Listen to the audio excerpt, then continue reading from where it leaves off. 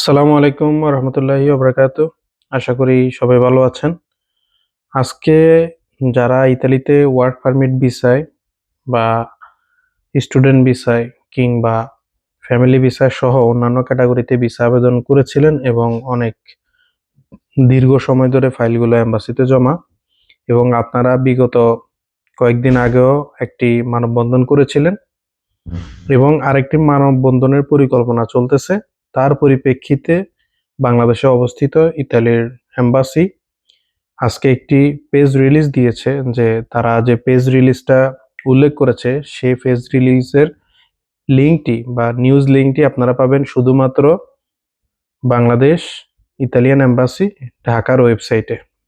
তো তাদের পেজ রিলিজে কি খবর ছিল সেগুলো আমি আপনাদের সাথে শেয়ার করার চেষ্টা করব। সেটি হচ্ছে তারা ইংলিশে দিয়েছিল, আমি জিনিসটা আপনাদের সাথে বাংলায় শেয়ার করব। সেটি হচ্ছে কিছু কাজের ভিসা আবেদনকারী ৭ই অক্টোবর ২০২৪-এ আরেকটি মানববন্ধন বা প্রধান উপদেষ্টার বাসভবন ঘেরাও করে এই জিনিসটার জন্য সমাধান চেয়ে তারা একটি আন্দোলন করার পরিকল্পনা গ্রহণ করে। তারই পরিপ্রেক্ষিতে ইতালির দূতাবাস পেজ রিলিজটা দিয়ে থাকে। এখন এই পেজ রিলিজে তারা যে বিষয়গুলো বলেছিল বা যে বিষয়গুলো উল্লেখ করেছিল সেটি হচ্ছে তারা বাংলাদেশের যে পরিমাণ ফাইল ভিসা আবেদনকারী বা ভিসা প্রত্যাশীদের ফাইল এম্বাসিতে বা বিএফএস এ জমা রয়েছে সেটি তারা আগামী ২ মাসের মধ্যে ক্লিয়ারেন্স দেওয়ার মানে ক্লিয়ারেন্স দেওয়ার জন্য তারা সর্বোচ্চ চেষ্টা করবে বা এটাকে সমর্থন দেয় এবং তারা মফার সাথে অর্থাৎ মিনিস্ট্রি অফ ফরেন অ্যাফেয়ার্স এর সাথে এটা নিয়ে জরুরি বৈঠক করেছে এবং সামনেও জরুরি বৈঠক করবে এই বিষয়টা কিভাবে দ্রুত সমাধান করা যায়। আমি আরো জিনিস উল্লেখ করব এখানে, সেটি হচ্ছে যে মানে যে ফাইলগুলো অলরেডি এখানে জমা রয়েছে বিএফএস গ্লোবাল বা এম্বাসিতে, তারা হচ্ছে এই ফাইলগুলো অতি দ্রুত মানে এই ব্লক যে হ্যাসেলটা হয়েছে তারা এটা দ্রুত ক্লিয়ারেন্স করবে এবং তারা আরো কিছু জিনিস উল্লেখ করে সেটি হচ্ছে যাদের নুল অবস্থা বের হয়েছে, নুল অবস্থা মানে এই নয় যে আপনার ভিসাটা 100%, যেটা আমরা আগেও বলেছিলাম নুল অবস্থা মানে আপনার ভিসা না, নুল অবস্থাটা হচ্ছে আপনার অ্যাপ্রুভাল লেটার এবং এই নুল অবস্থাটা আপনার এখানে আবেদন করার পরে এই নুল অবস্থাটা বের হয়। নুলস্তা বের হওয়ার পরে আপনারা এই নুলস্তা দিয়ে এবং আরো কিছু ডকুমেন্টস দিয়ে বিএফএস গ্লোবালের মাধ্যমে ভিসার জন্য আবেদন করবেন। এখন এই নুলস্তা বের হওয়ার পরে অনেক কিছু আনুষ্ঠানিকতা বাকি থাকে, যেমন হচ্ছে যখন বিএফএস গ্লোবাল আপনার ফাইলটি জমা দেন, যখন ফাইলটি এম্বাসিতে যায় তখন এম্বাসি এই ফাইলগুলো চেক করে। অর্থাৎ তারা চেক করে আপনি যে কোম্পানিতে আসবেন তাদের ভ্যাকেন্সিস কেমন আছে, আপনাকে যে কাজের জন্য নিয়োগ দিয়েছে তাদের সেই কাজের অপরচুনিটি আছে কিনা, তারপরে হচ্ছে তাদের ট্যাক্স ক্লিয়ার আছে কিনা বা এই কোম্পানির কোনো সমস্যা আছে কিনা, জটিলতা আছে কিনা, এই বিষয়গুলো তারা ক্লিয়ারেন্স পায় তখনই আপনাদের ভিসাটি ইস্যু করে। এখন এক্ষেত্রে বলা হয়েছে যে অনেকের নুল অবস্থা থাকার পরেও অনেকে হয়তো ভিসা পাবেন না। এমনও হতে পারে যে আপনার নুল অবস্থাটি সঠিক নয় কিংবা ভুল কিংবা সেটি ফেক, এমনও হতে পারে।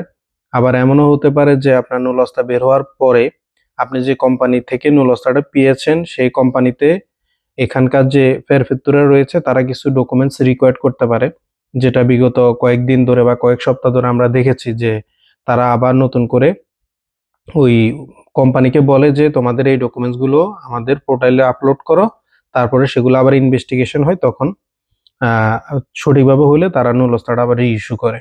এই ক্ষেত্রে আপনারা যে বা যারা নুলস্তাটা আবেদন করেছেন বা নুলস্তা হাতে পেয়েছেন তারা অবশ্যই আপনাদের নিকটস্থ ওই কোম্পানিদের সাথে যোগাযোগ করবেন বা যাদের মাধ্যমে আবেদন করেছিলেন তাদের সাথে আলোচনা করে তাদেরকে বলবেন তারা যেন ওই বিষয়গুলো ফলো রাখে, যেন ফেরফেতুরা থেকে কোনো ডকুমেন্টস যদি চায় বা কোনো ডকুমেন্টস যদি তারা দিতে বলে সেগুলো যেন যথাসময়ের মধ্যে দেয়। আরেকটি হচ্ছে যে আবেদনকারীদেরকে সচেতন হতে হবে যে নুলস্তা মানে ভিসা না, কারণ কাজের নুলস্তা মানে হচ্ছে আপনার কাজের অনুমোদন। এখন এই ভিসাটি কখনো এম্বাসি আপনাকে গ্যারান্টি সহকারে দিবে না, এই কারণেই দিবে না যে তারা জেনেছে যে অনেকেই নুলস্তা দিয়ে ব্যবসা করে কিংবা দুর্নীতি করে বা জাল নথি শনাক্ত করে। তো এই জন্য এগুলো তারা বারবারই চেক করবে। সো এই বিষয়গুলো নিয়ে আপনারা সচেতন থাকতে হবে।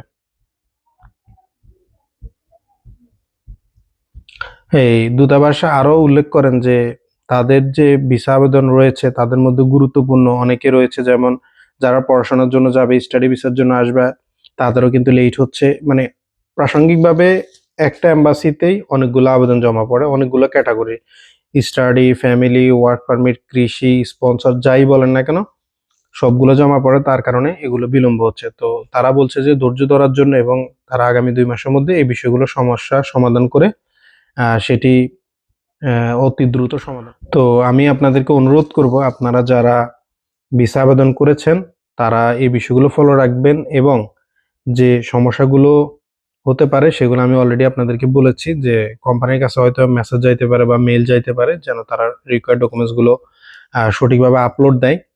এবং যারা আন্দোলন করার চিন্তা ভাবনা করেছেন তারা এগুলো থেকে কিছুটা একটু দূরে থাকেন। অন্তত তারা যে সময়টি চেয়েছে তাদেরকে এই সময়টি দেন, এবং এই সময়ের মধ্যে তারা সঠিক যদি সমাধান দিতে না পারে, তারপর আপনারা আপনাদের উপদস্থ কর্মকর্তাদের সাথে যোগাযোগ করে এটা একটা ব্যবস্থা নেবেন। তো সবার জন্য এটা ছিল নিউজ। আমি এই নিউজের লিঙ্কটি আমার কমেন্ট সেকশনে দিয়ে দিব এবং ডিসক্রিপশন বক্সে দিয়ে দিব। আপনারা চাইলে সেটা ভিজিট করে দেখতে পারেন। সবার প্রতি শুভকামনা রইল। সবাই ভালো থাকবেন। সালাম আলাইকুম।